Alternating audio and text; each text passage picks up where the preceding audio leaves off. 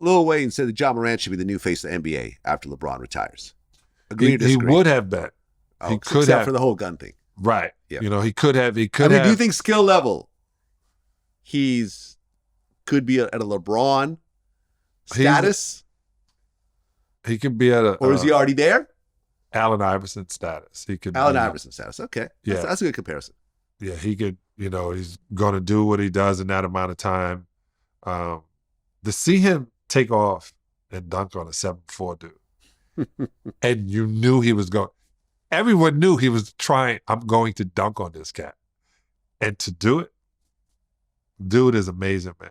It is amazing to see. I always say this, like, to see somebody with that much bounce, like to get it and then take off high, quickly, he probably would have dunked on me. I would have grabbed him by his waist though and carried his ass to the bed, sat him down, and was like, "You dunk on me on television." But he probably would have got me because he is very clever. Who is the shortest player that's ever dunked on you? Michael Jordan. Yeah. I mean, I was smart enough. Byron, what's his name? Byron Allen. No. Byron Scott. What am I doing? There you go. Boy, this weed is amazing. Byron Scott would scare me if he was going to the basket because he was going to try to destroy you. There's certain guys are going to try to dunk on you. Maxwell would try to dunk on you. A whole bunch of cats. But the only one that really got me was MJ. And he got me. And I tried to run and fouled him too. Man, got me. Well, Kevin Garnett said that Jordan Poole doesn't belong in the league. Agree or disagree? I disagree. Jordan Poole is a good player. He's just having a rough time in life right now. And not everybody's a general. Some people are really good at being a sergeant and lieutenant, but not everybody's a general. And going on that young team and winning championships with the Warriors, you should try to want to translate that winning chemistry. But I don't think they made the environment great for Jordan Poole to do that.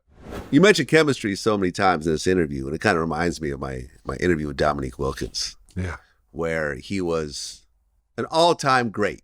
Yes. He's got a statue. Yes. Beautiful statue. In Atlanta. Uh-huh. He would dunk on Jordan. He'd beat Jordan one-on-one sometimes. We talked about the whole St. Louis, under the Arch game, and, where he, dribbled it between his legs and, between Jordan's legs and so forth. What's that called? Nutmegged him. Nutmegged him. But no championships. Right. And it wasn't his fault. It was just like, it just all has to come together. And, in the East, there was a lot of competition during that era. Yeah. And they came close a few times, but ultimately, I mean, Atlanta hasn't had a championship since 73 or something, 74, maybe 70. Something like that. They weren't even the Atlanta Falcons during that time. They were the St. Louis Spirits. Yeah, something like that. No, that was wrong too. Yeah, they might be. I mean, being one of the great players without any rings, did that bother you at all? That you never have a finals? No, not at all. Because if you look at the great players that play in this game and all the great players who hasn't won a ring, you look at Karl Malone and Stockton, you look at Barkley, you look at Ewing. I mean, I can go down the line, the guys who are super players. Allen Iverson, got super players that never won. Does that diminish their greatness? No. Just one team get a chance to win it every year. I mean, but when you look at the Hawks as an organization, they won their last finals in 1958, before you and I were ever born. The last time they went to the finals was 1961. They have the second longest drought of winning a championship next to the Sacramento Kings. And there's been great teams along the way. It's not like there hasn't been incredible players, incredible coaches. Why do you think? Eastern Conference, man, has been a great conference for a long time, It's just recently where the West is swung back to the West. But the Eastern Conference, man, is brutal with talent and great teams. So, I mean, you're right. You could have a great team, great players, great coach. Fans are excited. You're not going to get that ring. And I love Dominique. Dominique, I have been around Dominique since I got to Georgia Tech. Class and I would act. play. Class act. Yeah, I would play in the summertime.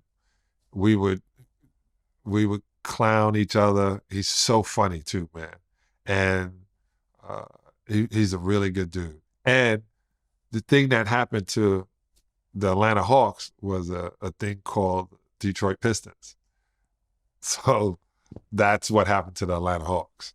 Because after 1986, so just to let you hit a great one, in the playoffs of 1986, Dominique scored 100 points in 2 games without a dunk. Like they were on their way. And then they lost to Boston. And then the next year they lost to the Pistons and they never recovered. Yep. Hey, man, listen, you're playing against the best players on earth. Period. Every Period. night. Every night on earth, not in America, Right. not from your state. It's not just It's not high school, it's not college. It's, they'll grab people from Europe, from Africa, from Australia. They will grab the best human beings on earth, and that's who you have to play against. and dentists were making more money than the ball players. So it was like you were really, really working for your paycheck. But every night in Dominique's position, everyone talks about Larry Bird, but then he had to try to guard Bernard King, and then he had to try to guard Terry Cummins, who would play power forward, small forward. Then he had to try to go, when he came against us, Mark Aguirre, Adrian Dantley, Dennis Rodman. In his position, that the small forward was a tough position. It was the toughest position, the most versatile as well.